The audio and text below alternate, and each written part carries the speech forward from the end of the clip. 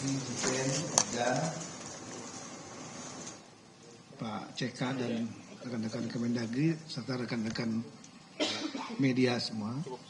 Jadi pada siang hari ini saya dengan Mendagri dengan Ketua KPK hadir di sini dalam rangka untuk membuat langkah-langkah untuk memperkuat pencegahan tindak pidana korupsi di lingkungan pemerintah daerah, baik oleh kepala daerah maupun oleh pejabat-pejabat di bawahnya. Karena ada beberapa kepala daerah atau wakil kepala daerah yang terkait dengan tindak pidana korupsi, baik yang ditangani oleh KPK maupun ditangani penegak hukum yang lain, seperti halnya kejaksaan, ada OTT dan lain-lain. Sebagai pembina dan pengawas kepala daerah sesuai dengan amanat undang-undang tentang pemerintahan daerah, Undang-Undang Nomor 23 2014. Di samping langkah-langkah yang sudah kita lakukan, mulai dari retreat awal setelah rekan-rekan kepala daerah dilantik, wakil kepala daerah dilantik, di situ juga ada pembekalan tentang pencegahan korupsi, integritas, wawasan kebangsaan, dan lain-lain. Kemudian beberapa sistem juga dibuat untuk pencegahan korupsi, bekerjasama dengan KPK, misalnya membentuk MCP, monitor untuk crime prevention tindak pidana korupsi, terusnya dengan kedeputian pencegahan. Kemudian juga membuat sistem untuk monitoring pengawasan keuangan daerah di Kemendagri untuk melihat tentang APBD, penyusunan APBD, pelaksananya APBD yang bisa kita monitor secara digital. Kemudian juga ada sistem yang lain kita buat, sistem informasi pemerintahan daerah tentang program-program kegiatan daerah. Juga upaya-upaya lain, misalnya dengan ombudsman, juga dengan para motivator, bersama dengan Kemenpan RB, ada program namanya Berakhlak itu. Kemudian ada juga program-program yang selalu kita sampaikan dalam rapat-rapat Zoom meeting dengan kepala daerah untuk mengingatkan untuk menjauhi tindak pidana korupsi, tidak melakukan tindak pidana korupsi. Namun kita cukup prihatin karena masih ada kasus-kasus yang terjadi, sebagaimana kita tahu di media misalnya.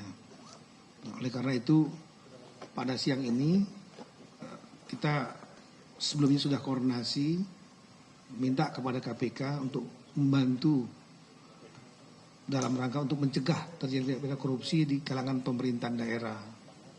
KPK saya yakin sudah memiliki pemetaan modus-modus operandi dan lain-lain, dan kita berusaha mengeliminir terjadinya tindak pidana korupsi. Jadi mekanisme pencegahan juga kita intensifkan.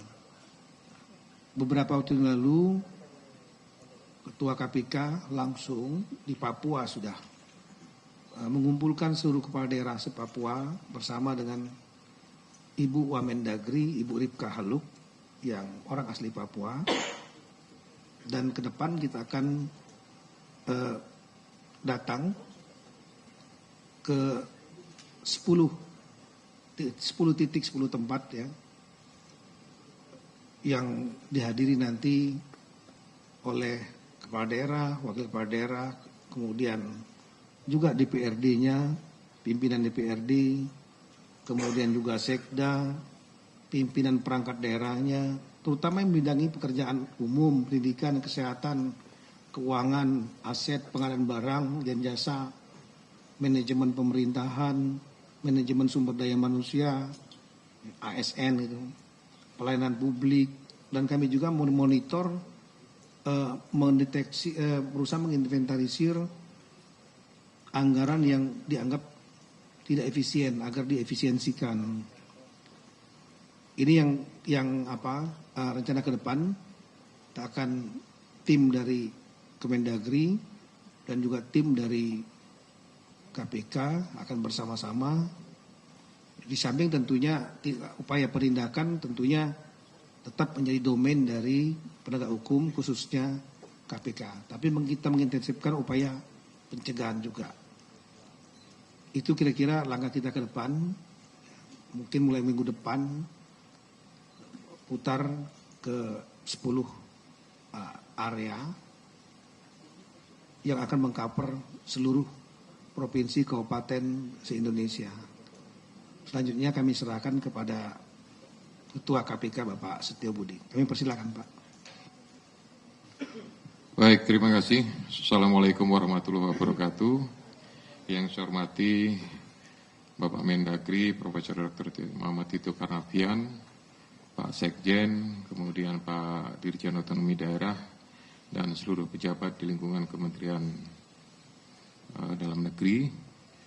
Kemudian siang ini saya didampingi Deputi Penindakan dari KPK dan Deputi Koordinasi Supervisi, ada Ibu Eli. Pertama, kami mengucapkan dan menyampaikan terima kasih atas undangan yang sudah diberikan kepada kami semuanya dalam rangka kegiatan persiapan pelaksanaan untuk koordinasi dan supervisi, termasuk juga rencana untuk melakukan kegiatan-kegiatan di lapangan beberapa provinsi, bahkan mungkin sampai di wali kota dan kabupaten. Sebagai informasi, kemarin kami bersama Ibu Wamendagri, ada Pak Dirjen Oda juga sudah melakukan kegiatan yang sifatnya gabungan di tanah Papua, di Jayapura, tapi dihadiri oleh seluruh kepala daerah dari pemekaran yang sudah dilakukan oleh pemerintah, termasuk juga dari DPRP-nya, kemudian MRP-nya juga, dan beberapa OPD yang dari lingkungan Jayapura atau Provinsi Papua, provinsi induknya. Dari beberapa kegiatan yang kami lakukan kemarin, ada hal-hal yang saya sampaikan kepada khususnya kepala daerah, gubernur, wali kota, dan para bupati. Jadi cerita yang pertama adalah tentang masalah antara realita dan ekspektasi. Nah, dari realita dan ekspektasi ini kami melihat bahwa ekspektasi masyarakat soal pelayanan publik, kemudian soal kesejahteraan, ya, termasuk juga pendidikan, di dalamnya ada masalah kesehatan dan lain-lain, itu sangat tinggi sekali, sangat luar biasa sekali. Tapi kemudian di sisi lain realitanya ternyata banyak masyarakat yang belum bisa mendapatkan fasilitas tersebut dengan baik. Nah, seiring dengan tanggung jawab daripada kepala daerah, sebenarnya saya melihat bahwa sejak mereka dilantik sampai kemudian menjalankan tugas atau amanahnya itu, sudah ada pembekalan yang dilakukan oleh pemerintah pusat, antara lain retreat. Kemudian juga termasuk dari unit kerja atau kementerian-kementerian, khususnya Kementerian Keuangan, kemudian kementerian-kementerian teknis lainnya pun juga sudah banyak melakukan kegiatan-kegiatan tersebut. Ya, dari sisi lain juga saya melihat kerjasama koordinasi dengan legislatif yang ada di daerah masing-masing. Saya melihat ini secara rumpunnya, secara rumpun pemerintahannya masih menjadi satu gabungan. Nah, siapa yang melakukan pengawasan, siapa yang melakukan kontrol, siapa yang diawasi, dan seterusnya, ini tentu menjadi sebuah kerjasama sinergi yang harusnya luar biasa dibangun, manakala tujuannya adalah untuk kesejahteraan masyarakat.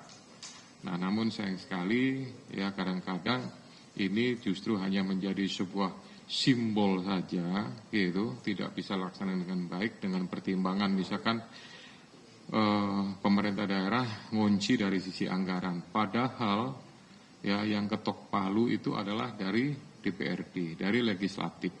Tapi kemudian satu sisi antara legislatif dengan eksekutif masing-masing, ya mungkin istilah saya kunci-kuncian, kurang lebih seperti itu. Nah, Dari kondisi seperti ini, itulah yang menyebabkan akhirnya ya tugas-tugas pembangunan mungkin bisa kurang maksimal pelaksanaannya.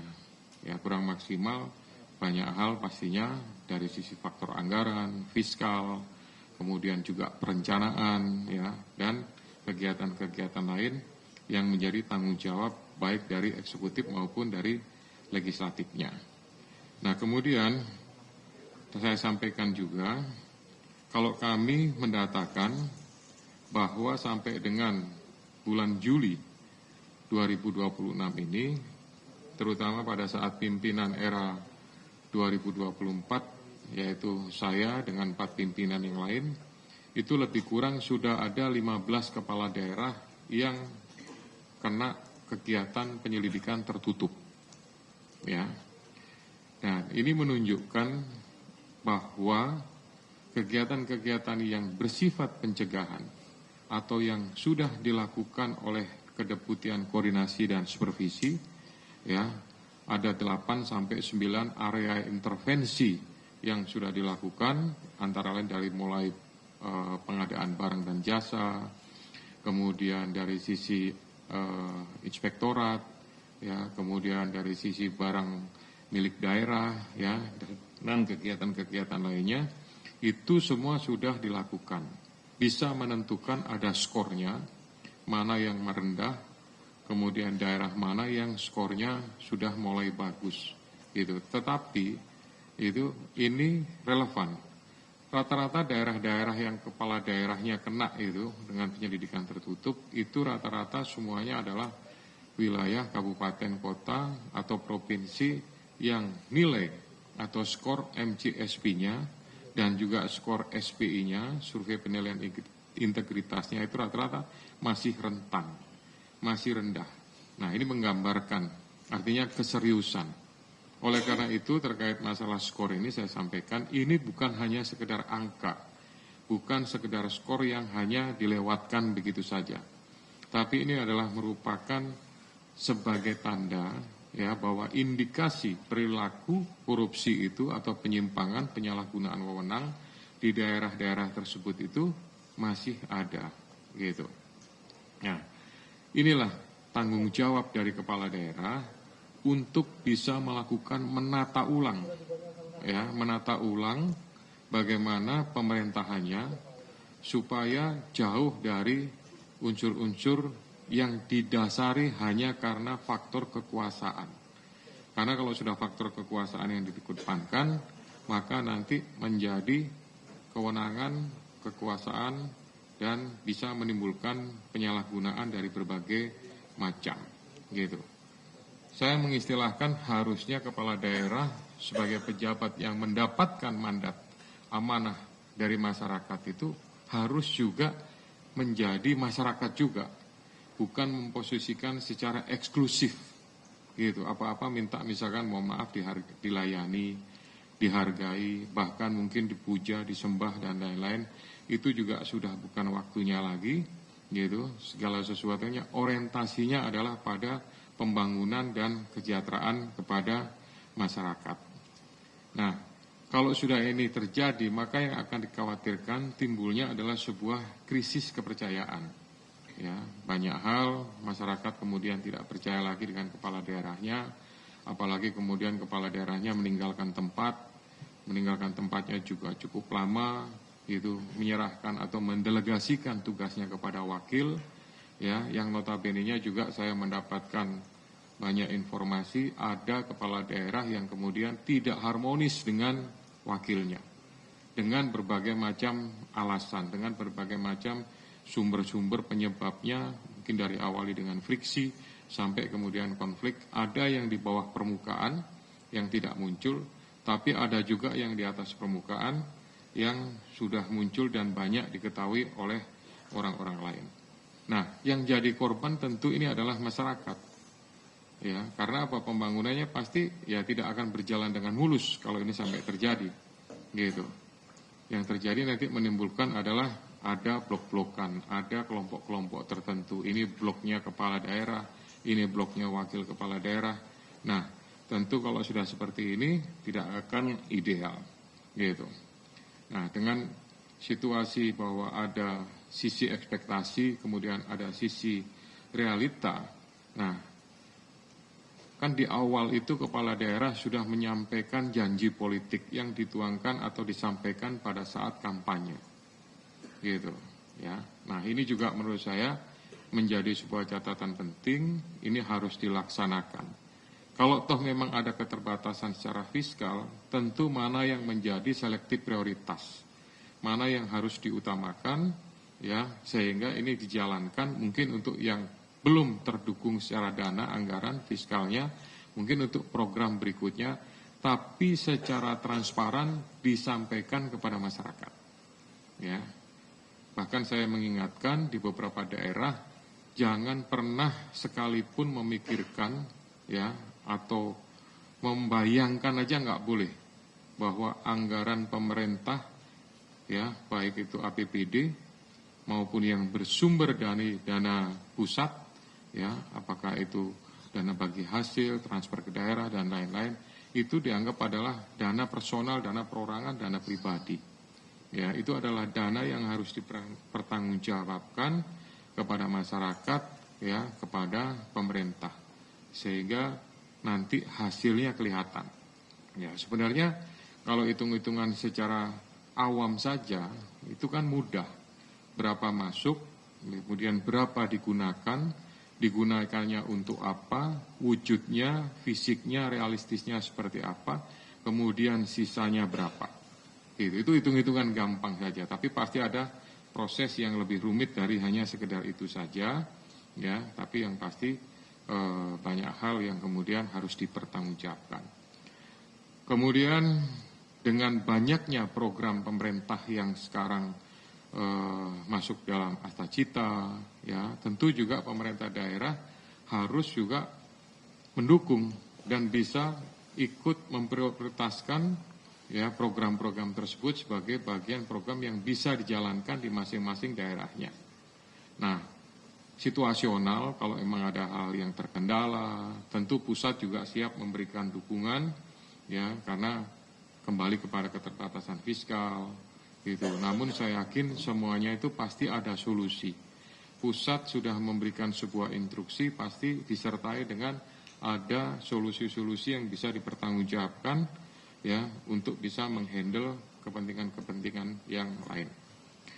Nah, dari beberapa tadi yang saya sebutkan, ada kepala daerah yang kena dalam proses penyelidikan tertutup atau awam menyebutnya dengan istilah operasi tertangkap tangan atau OTT, gitu ya. Berdasarkan analisa yang saya dapatkan dari kedeputian yang ada di KPK, ternyata sebenarnya modusnya hanya itu-itu saja. Kembali kepada modus-modus konvensional, cuma kemudian dikemas dengan cara-cara yang agak sedikit baru. Misalkan soal pengadaan barang dan jasa.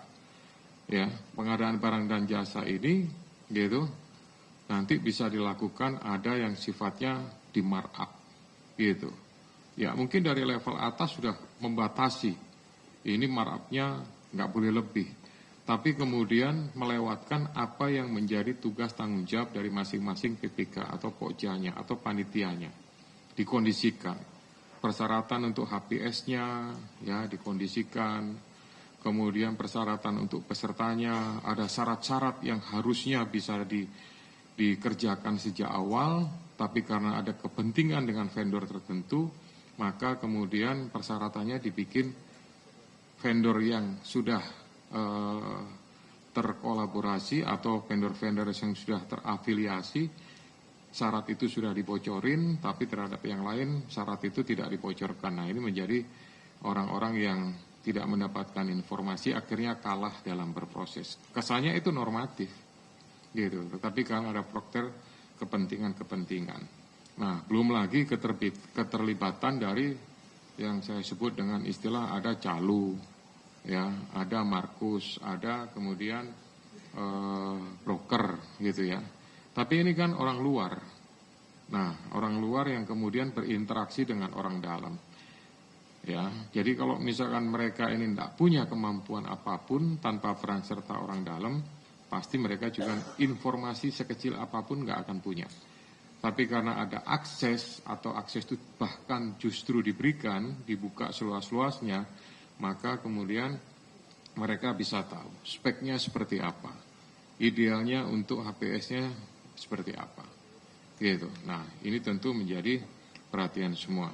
Nah, ada lagi di antara pengadaan barang dan jasa itu, ya dari sisi penyelenggara negara, kemudian ikut, ya yang harusnya jadi pengawas, tapi dia terlibat, gitu. Terlibat dalam artian dia juga bisa dikatakan sebagai beneficial owner, orang yang bergerak di belakang layar, tapi semuanya itu adalah atas instruksi, persetujuan, dan bahkan mungkin secara tidak langsung tanggung jawabnya ada sama yang bersangkutan. Kemudian yang kedua, soal masalah, ya ini yang penting ya menurut saya, jual beli jabatan, ya seharusnya untuk jual beli, untuk masalah mutasi, ya kemudian rotasi dan lain-lain, sudah ada aturannya secara merit system, secara manajemen talenta, atau mungkin secara penunjukan dan lain-lain, tapi tentu harus didasari latar belakang yang berdasarkan memang qualified, gitu. Ya tidak karena, oh ini tim kampanye saya, ini orang yang membela saya pada saat dulu melakukan proses pemilihan kepala daerah dan lain-lain, gitu. Nah, ini juga jangan sampai kesannya hanya sekedar supaya memberikan jabatan kepada seseorang dengan harapan orang itu kemudian memberikan sesuatu sehingga ada semacam orientasinya adalah pada balik modal. Kemudian masalah perizinan-perizinan, saya melihat sudah mulai banyak, ada perizinan terpadu satu pintu, ada mall perizinan dan lain-lain. Nah ini juga perlu diberdayakan terus sehingga proses perizinan itu tidak harus face to face, tidak harus bertemu dengan pihak-pihak yang melakukan permohonan-permohonan. Intinya bahwa dalam proses setiap kegiatan, ya bahasanya mungkin jabat tangan atau akad lah antara para pihak ini, ya harus dilakukan secara terbuka sehingga tidak ada lagi kemudian transaksional yang dilakukan oleh para pihak tersebut. Gitu. Kemudian berikutnya saya sampaikan bahwa kita melihat dari skor juga masih rendah, baik itu indeks persepsi korupsi, kemudian survei penilaian integritas, dan terakhir adalah dari sisi monitoring, controlling, surveillance for prevention atau MCSP, ada beberapa daerah. Nah, ini saya juga berharap yang masih rentan, gitu, kesempatan untuk melakukan evaluasi juga kami sangat terbuka. Ya, jangan sampai melepaskan begitu saja, kesannya nanti biar saja, toh itu hanya sekedar skor, itu hanya sekedar angka. Padahal di balik itu ada potensi-potensi perilaku penyimpangan, penyalahgunaan terhadap kekuasaan, terhadap kewenangan yang dimiliki oleh mereka, sehingga angka-angka ini menjadi turun atau skornya tidak pada posisi yang di atas rentan, yaitu ada yang rentan, ada yang waspada, ada yang baik. Harapannya semua baik, karena ini akan mendongkrak semua sampai ke atas, sampai ke pemerintahan pusat. Kalau di wilayah, kabupaten, kota semuanya baik, maka yang lain-lain juga saya yakin menjadi lebih baik. Target kita cukup besar, ya, dalam rangka Indonesia Emas 2045. Beberapa kali di kesempatan terbuka saya sampaikan, itu target istilahnya akhir lah 2045 ya. Tapi kalau misalkan ada kepala daerah yang bisa gitu mendahului dari target tersebut, percepatan, apakah di 2040, 42, 43 atau bahkan di bawah tahun 2040, kenapa tidak? Sehingga bisa menjadi percontohan bagi daerah-daerah yang lain untuk melihat apa yang sudah dikerjakan, apa yang sudah dilakukan oleh masing-masing pihak. Saya yakin bahwa sebenarnya terhadap beberapa kepala daerah yang terjerat dengan proses penegakan hukum yang dilakukan oleh Kedeputian Penindakan, ini sekali lagi kembali kepada integritas. Karena kalau dari sisi capability, itu semua sudah dilakukan. Dan saya yakin mereka ini adalah orang-orang yang sangat-sangat profesional. Gitu. Artinya profesional, dia sudah melewati masa kampanye ya yang menurut saya cukup berat gitu ya menghadapi situasi dan kondisi di lapangan dengan kompetitor yang mungkin juga imbang-imbang atau mungkin berbeda sedikit ya. Tapi dari sisi profesionalisme ini tidak hanya dari sisi intelektualnya saja, tetapi juga secara capability-nya juga harus diperhatikan. Kemudian responsibility-nya ya, kecepatan untuk merespon semua permasalahan yang terjadi ya, termasuk juga urusan akuntabel, yaitu pertanggungjawaban, baik itu kegiatan, anggaran, operasional, administrasi, semuanya. Kemudian masalah kredibilitasnya juga harus dipertanggungjawabkan, harus bisa ditampilkan bahwa yang bersangkutan memiliki kredibilitas itu. Termasuk juga soal kecil mungkin yang sering dilupakan adalah masalah etik ya, karena kalau etik ini tentu ada berkaitan, ada etika yang mungkin sifatnya soft, ada etik yang harus keras gitu, seperti misalkan berkaitan dengan masalah konflik kepentingan gitu ya. Dan yang terakhir adalah liability-nya, tanggung jawabnya terhadap lembaga yang dipimpinnya gitu ya. Kalau toh memang harus didelegasikan kepada pihak-pihak tertentu, misalkan wakil ya, atau mungkin kepada sekda atau kepada asisten dan lain-lain, ya tentu harus diminta kembali apa yang sudah didelegasikan atau mungkin secara mandatnya bagaimana, untuk kemudian dievaluasi ya pasca kepala daerah ini kembali kepada beraktivitas di kantornya lagi. Tanggung jawab kepala daerah memang sangat berat dalam situasi dan kondisi seperti ini, tapi itu saya yakin semua sudah dipersiapkan sejak awal, sejak nyalon ya, bahkan mungkin ya proses pencalonannya ini banyak faktor lah ya, secara politik banyak faktor. Ada mungkin yang dilakukan secara memang baik-baik pertemuan antara kepala daerah dan wakil kepala daerah, tapi juga ada kepala daerah yang istilahnya saya sebut ya, versi saya istilahnya mungkin kawin paksa gitu ya, karena ada keterlibatan dari unsur partai politik dan lain-lain. Tapi itu kan dulu gitu. Yang sekarang begitu dilantik, disumpah oleh Bapak Presiden, maka wakil dan kepala daerah harusnya satu, perjuangannya sama, kegiatannya menyatu, operasionalnya pun demikian, pengelolaannya pun demikian ya, sehingga tujuan daripada pembangunan terhadap daerahnya masing-masing bisa dipertanggungjawabkan dengan baik dan tuntas ya, bukan hanya pada saat kampanye saja, tapi dalam pelaksanaan dan sampai akhir melaksanakan tugas dan tanggung jawabnya bisa dilaksanakan dengan baik. Sementara itu sudah cukup banyak, mungkin nanti sambil jalan mohon izin Pak Mendagri, saya izin kembalikan kepada Bapak Mendagri. Terima kasih. Wassalamualaikum warahmatullahi wabarakatuh. Waalaikumsalam warahmatullahi wabarakatuh. Rekan-rekan, saya menampilkan 3 slide saja, halaman 18. Jadi kalau dari Inspektorat Jenderal Kemendagri, dan ini juga sudah didiskusikan dengan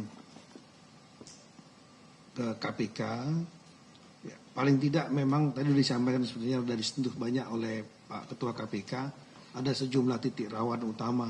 Sebenarnya sudah terpetakan, mulai dari perencanaan, ada program titipan, ada pokok pikiran yang tidak selaras, proyek tanpa kebutuhan dibuat gitu. Kemudian ada pengadaan barang dan jasa. Kemudiannya pada saat pelaksanaan ada pekerjaan yang fiktif, kurang volume, pada saat pembayaran. Kemudian juga ada manajemen ASN ini, diantaranya transaksional dalam jabatan, penentuan mutasi dan lain-lain disampaikan tadi. Kemudian di bidang perizinan, kemudian di bidang pendapatan pajak dan retribusi, penguasaan barang milik daerah, termasuk BUMD, Badan Usaha Milik Daerah dan Badan Layanan Umum Daerah BLUD. Kemudian juga di bidang hibah dan bansos, penerima yang tidak valid, misalnya pertanggungjawaban fiktif, sudah terpetakan. Oleh karena itu, tolong di halaman 26 ada untuk mencegah potensi kerawanan-kerawanan itu, setidaknya ada 8 area yang menjadi perhatian untuk menjadi langkah pencegahan korupsi. Tadi mulai di bidang perencanaan penganggaran, pengadaan barang jasa, layanan publik, perizinan, pengawasan oleh aparat pengawas internal pemerintah, penguatan APIP lah ya. Kemudian juga tata kelola, manajemen ASN, tadi masalah jabatan, pengelolaan barang milik daerah, masalah pajak retribusi, gratifikasi, dan juga ada beberapa yang menjadi perhatian khusus sebagaimana di layar ya.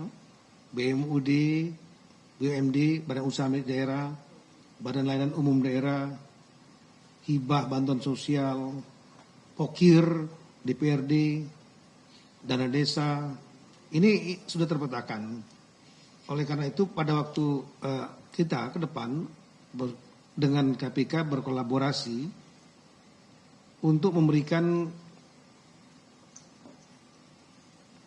pencerahan dalam rangka pencegahan kepada tadi baik kepala daerah atau wakilnya, ketua DPRD, perwakilan DPRD, sekda, perangkat-perangkat daerah di 10 klaster daerah, nanti diikuti oleh 2 atau 3 provinsi dan diselenggarakannya nanti di kantor gubernur, di kantor dinas yang provinsi ditetapkan sebagai tuan rumah.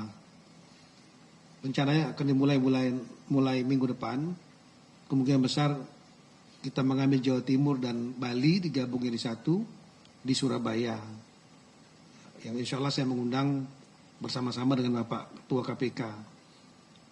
Kemudian setelah itu nanti akan berlanjut apakah nanti deputi dari KPK pencegahan atau pejabat lain ditunjuk oleh Ketua KPK dengan juga nanti mungkin wakil menteri dari Kementerian Dalam Negeri.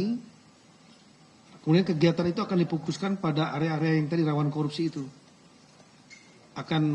Kemendagri KPK akan menyusun materi, memetakan daerah-daerah serta risiko-risikonya, menyiapkan juga narasumber, dan merumuskan langkah perbaikan yang harus dilakukan oleh pemerintah daerah. Itu dilaksanakan dalam waktu sekitar 2 hari setiap klaster dari 10 klaster yang akan kita berikan materi. Kemudian setiap daerah diharapkan nanti bisa memetakan risiko korupsi di daerah masing-masing. Kemudian rencana aksi perbaikan tata kelolanya. Kemudian target waktu penyelesaiannya.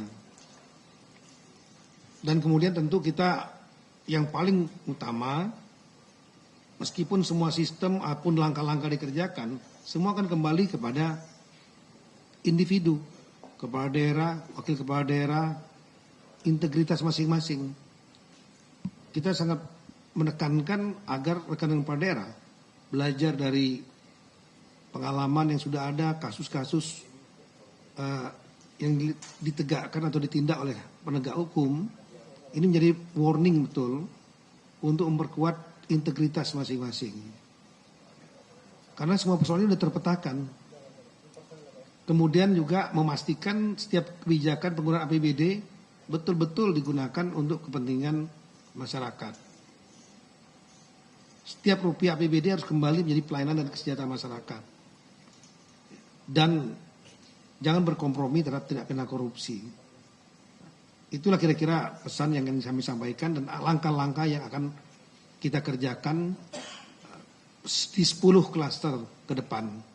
Kita harap dengan adanya pembekalan, materi, pemetaan, dan rencana aksi dari tiap-tiap daerah untuk memperbaiki seperti yang pernah dikerjakan di Papua, ini akan bisa menekan tindak pidana korupsi di lingkungan pemerintahan daerah. Kami kira demikian. Kalau nanti rekan-rekan ada yang mau bertanya, kami persilakan. Ada?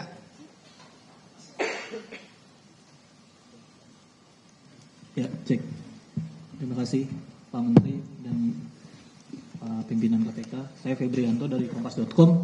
Ada 2 pertanyaan, mungkin tadi sempat disebutkan ada 15 kepala daerah ya yang sudah dilakukan OTT gitu dalam 1 tahun ini, dan apakah temuan-temuan tersebut jadi catatan bagi Kemendagri gitu untuk mengevaluasi pemilihan langsung, apalagi sudah ada juga usulan waktu itu terkait pilkada asimetris ya Pak ya. Pertama itu, yang kedua terkait wacana pemberian insentif daerah, sempat disebutkan juga itu bisa menekan tindak pidana korupsi. Lalu sudah sejauh mana Pak terkait wacana tersebut, apakah memang akan diseriusi? Lalu kemudian untuk KPK, apakah sudah ada kajian Pak terkait wacana tersebut, apakah jika kepala daerah diberi insentif gitu terkait APAD itu, apakah bisa menekan korupsi itu sendiri? Terima kasih. Baik, langsung untuk yang pertama, adanya OTT ini, apakah nanti akan mempengaruhi sistem rekrutmennya? Ya, ini kita kembalikan nanti kepada partai-partai politik ya, pembuat undang-undang.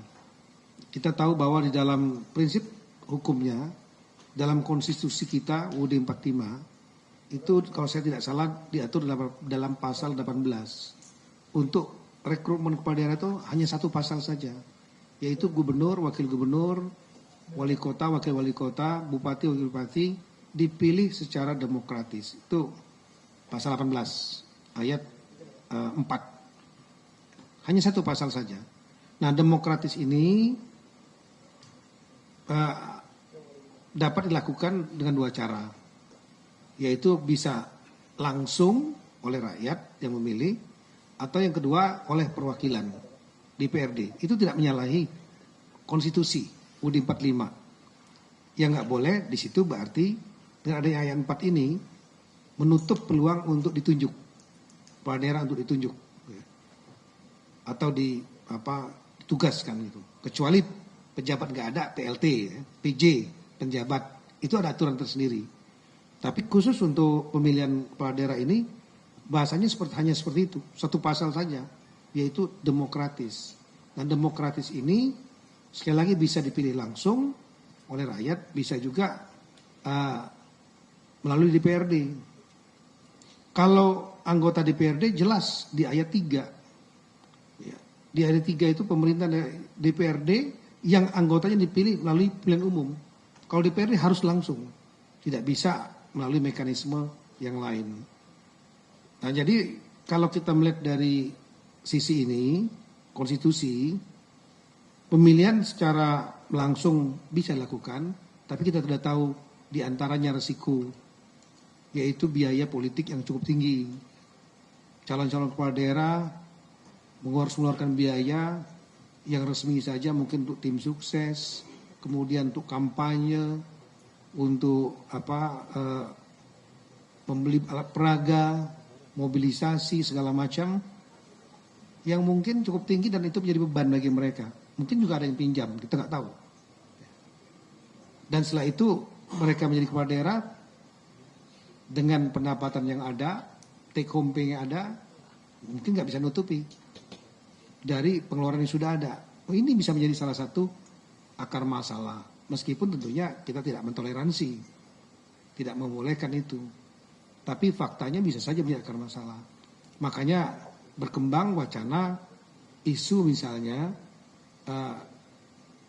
demokratis dengan cara perwakilan, mekanisme perwakilan oleh DPRD yang diharapkan bisa menekan biaya rekrutmen politik untuk menjadi kepala daerah sehingga juga menjadi beban.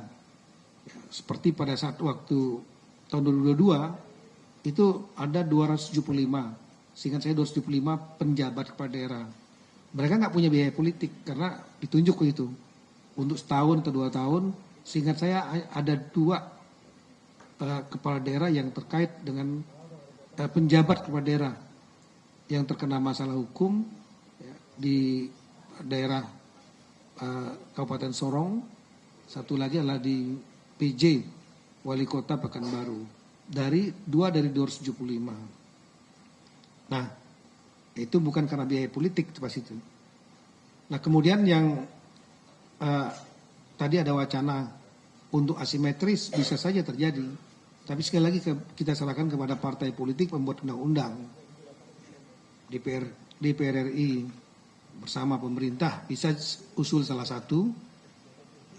Asimetris ini artinya di daerah-daerah tertentu dengan kriteria tertentu itu bisa saja dilakukan pilihan langsung, bisa juga di daerah tertentu yang diantaranya keadaan fiskalnya yang lemah, kemudian yang kedua adalah indeks pembangunan manusia, artinya pemahaman tentang demokrasinya belum dipahami, ditambah dengan kondisi sosial budaya yang kalau dilakukan pilihan langsung akan merusak sendi-sendi persatuan di masyarakat tersebut. Penelitian LIPI menyarankan agar di daerah tersebut dilakukan pemilihan oleh DPRD. Itu namanya asimetris. Tapi sekali lagi, itu semua kita serahkan kepada pembuat undang-undang. Saya kira itu. Yang kedua yang mungkin Pak Ketua berkenan menjawab, apakah perlu insentif untuk kepala daerah untuk menekan tindak pidana korupsi? Baik, terima kasih. Jadi yang pertama kita berangkat dari awal pada saat kepala daerah siap untuk mencalonkan menjadi seorang kepala daerah atau wakil kepala daerah ya. Saya yakin mereka sudah tahu hak dan kewajibannya. Gitu. Nah, dengan hak dan kewajiban itu menjadi tanggung jawab yang kemudian dilaksanakan selama yang bersangkutan menjawab. Gitu. Nah, kalau kemudian kita berpikir soal intensif yang harus diperoleh mereka supaya kemudian tidak melakukan pelanggaran atau penyalahgunaan wewenang, gitu. Menurut saya ini kembali kepada integritas individu masing-masing. Gitu. Berapapun yang diberikan intensif itu, kalau memang pikiran yang ada dalam benaknya itu bukan hanya sekedar soal intensif, ya meskipun relevansinya pasti ada. Semakin intensif yang makin besar, maka seharusnya seseorang tidak boleh lagi mencari dari sesuatu yang bukan haknya. Gitu. Tetapi bisa saja, gitu, dan itu juga banyak, artinya dia sudah punya perusahaan, dia berangkat dari sebelum menjadi kepala daerah atau wakil itu dia memiliki background secara ekonomi juga kuat, gitu. Tapi begitu sudah menjabat pun juga masih melakukan juga. Nah, sisi lain, ya, bahwa kepala daerah dan wakil itu mendapatkan banyak privilege. Banyak mendapatkan ya fasilitas, kemudahan. Contoh lah, misalkan saya sampaikan pergi dari satu daerah ke daerah lain. Ya, jarang saya melihat bahwa ada kepala daerah yang kemudian naik pesawat itu ekonomi.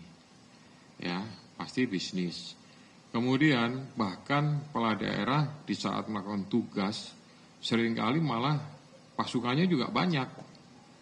Gitu. Artinya pasukannya banyak itu membawa rombongan yang apakah relevan atau tidak ya beliau yang tahu. Ya misalkan protokol dibawa, kemudian dibawalah sprinya, ajudannya, humasnya, gitu ya.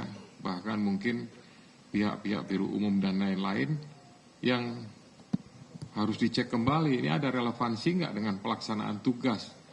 Misalkan tugas ingin melakukan koordinasi dengan salah satu direktur yang ada di Kementerian Dalam Negeri, gitu. Nah, berarti harusnya yang cukup diajak mungkin asisten pemerintahan, gitu, atau mungkin sekda.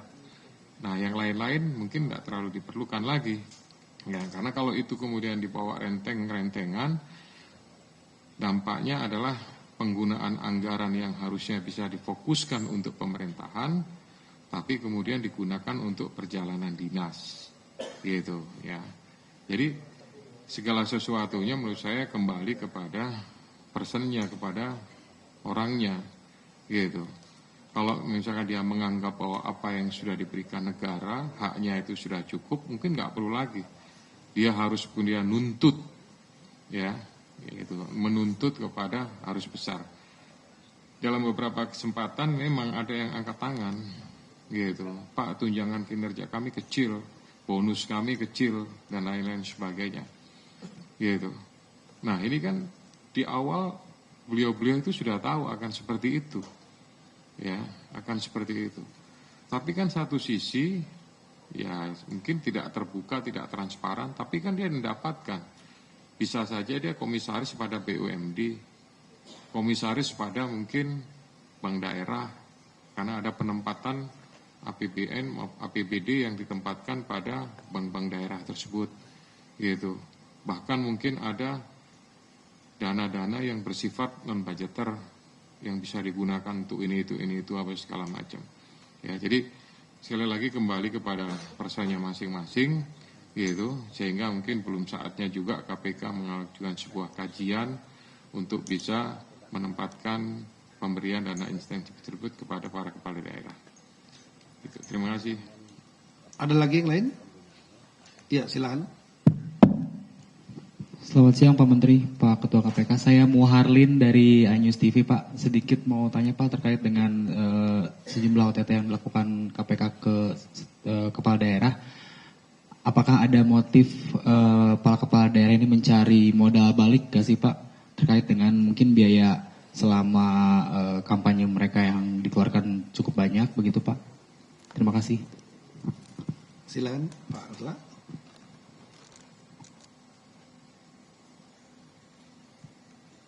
Ya, karena pertanyaannya langsung masalah motif, apakah dari pemeriksaan selama ini yang OTT ini atau yang terlibat tidak korupsi di tangan KPK ada temuan mereka mengatakan bahwa itulah untuk mengembalikan modal waktu mau jadi waktu pemilihan. Terima kasih. Ya baik, mohon izin, terima kasih. Saya kira langsung maupun tidak langsung pasti ada relevansinya, gitu ya. Satu sisi tadi pendapatannya mungkin tidak banyak. Sedangkan mungkin proses pada saat mulai dari melamar, ya, mendaftar, sampai kemudian proses terakhir itu ada adu kompetensi, gitu, atau diskusi atau apa namanya itu.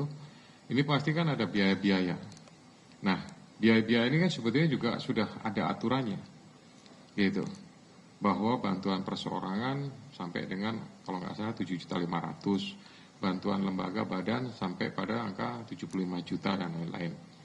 Nah, kalau kemudian yang bersangkutan mendapatkan biaya-biaya dari sumbangan, ya bahkan saya menemukan informasi bukan hanya sekedar sumbangan perorangan ya, malah ada yang saya sebut dengan istilah ini sebutannya mereka sebenarnya, cuman saya sampaikan ada yang memanfaatkan bohir, gitu. Ya, bahkan bohir itu ya ini belum secara data, baru narasi saja. Bahkan ada yang bohir itu berasal sumbernya dari luar negeri, gitu. Nah, kalau sudah seperti ini, maka pasti ada kepentingan. Ini teorinya mungkin teori patron klien ya. Bagaimana keterlibatan antara patron dan klien itu, siapa jadi penguasa, siapa yang melibatkan, semuanya pasti ada keterkaitannya. Nah, ada indikasi memang, tetapi secara angka mungkin kami tidak melakukan kajian secara detail, bahwa tapi di beberapa kasus itu ada, itu untuk mengembalikan, gitu. Ya, sifatnya bisa pinjaman, bisa juga mungkin sifatnya itu pemberian yang dalam waktu tertentu harus dikembalikan, gitu ya. Sebenarnya secara regulasi, aturan ini sudah ketat, sudah jelas. Tapi faktanya implementasinya inilah yang kemudian sering dimanfaatkan atau bahkan disalahgunakan oleh kelompok-kelompok tertentu. Baru-baru ini ada seseorang yang secara terang benderang menerangkan, menyebutkan bahwa saya membantu sekian M. Gitu. Nah, ini juga harusnya kan paham bahwa batas bantuan secara kelembagaan itu berapa, ya, secara perseorangan itu berapa, gitu. Nah, kalau kemudian itu lebih daripada aturan yang diterbitkan atau peraturan PKPU, ya, maka ini juga menjadi sebuah pertanyaan, gitu. Apakah uangnya ini bisa dipertanggungjawabkan atau tidak, gitu. Ya, kalau ini dijalankan dengan baik, gitu, tidak ada lagi menurut saya penyalahgunaan dalam mulai proses awal seleksi, ya, memutuskan siapa yang akan ditempatkan, siapa yang akan dicalonkan, siapa yang akan dikawinkan antara satu orang dengan orang lain ini. Itu betul-betul adalah komitmen politik yang didasari dengan memang karena dari sisi kompetensi maupun dari sisi capability, bukan hanya dari sisi elektoral saja, gitu. Tapi mungkin elektoralnya dia bagus, gitu.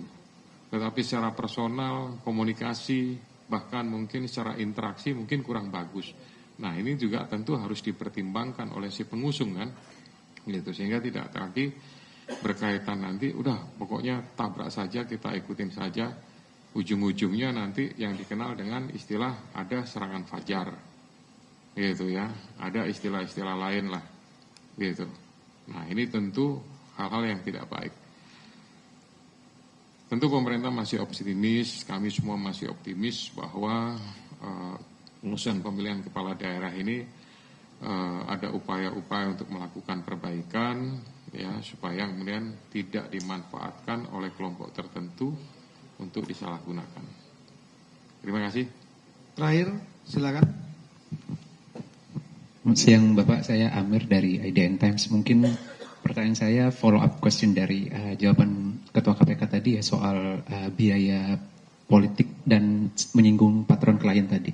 Kedepannya apakah juga perlu ada pembatasan biaya politik di pemilihan kepala daerah itu Pak, atau seperti apa?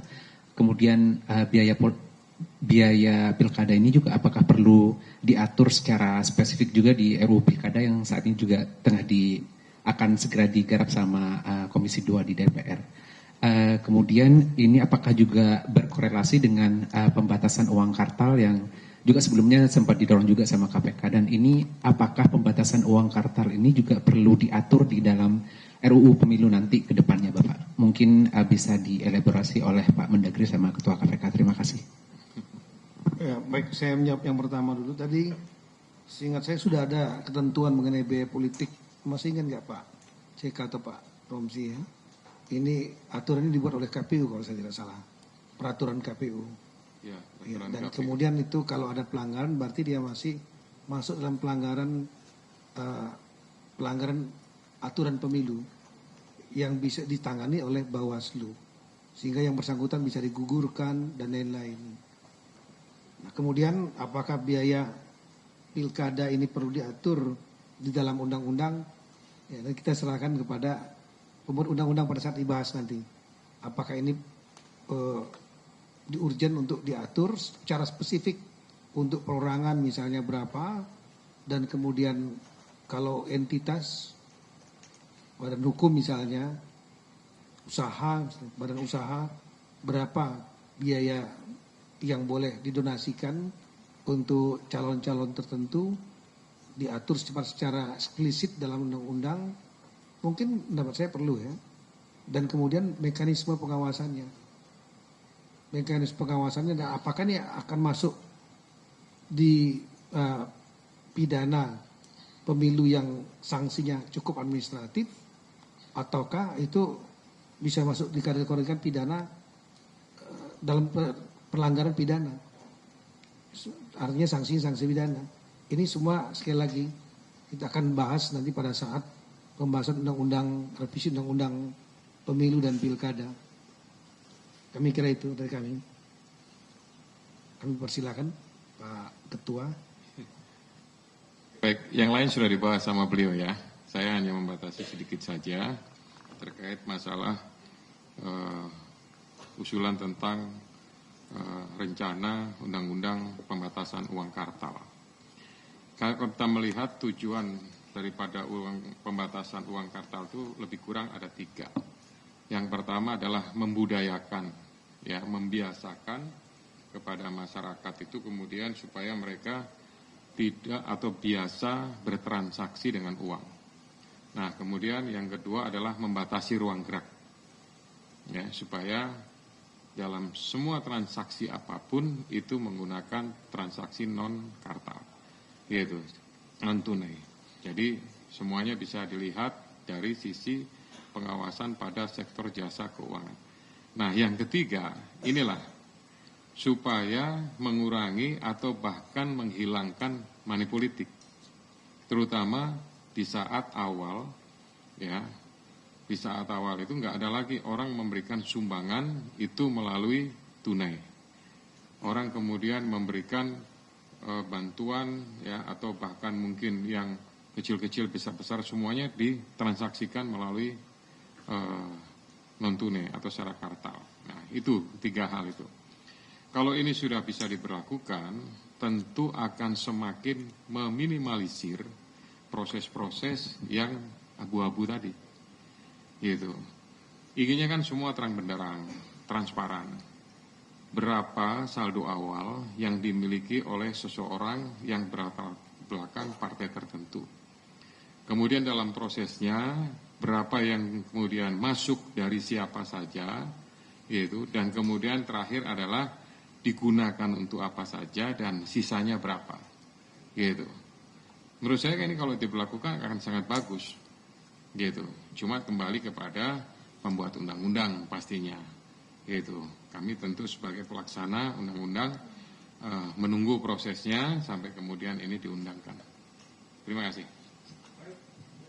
Baik rekan-rekan, terima kasih banyak atas perhatiannya.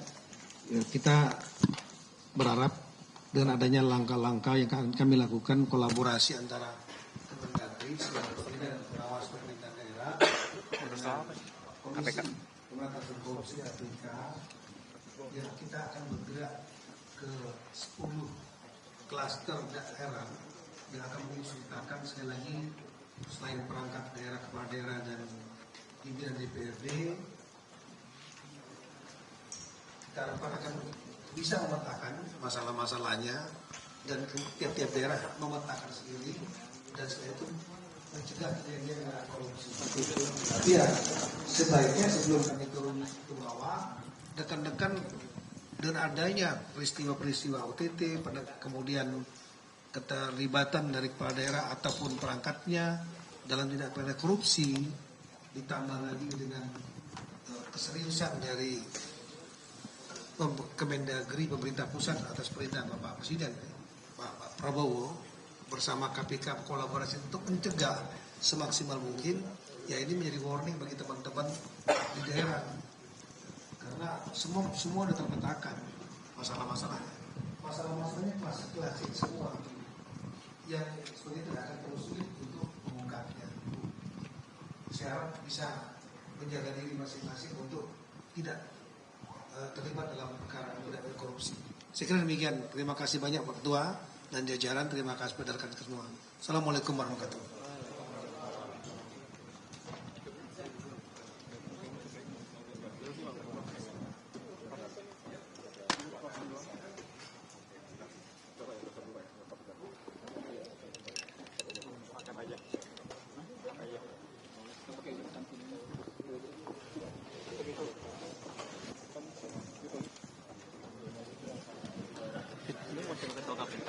Iya, KPK.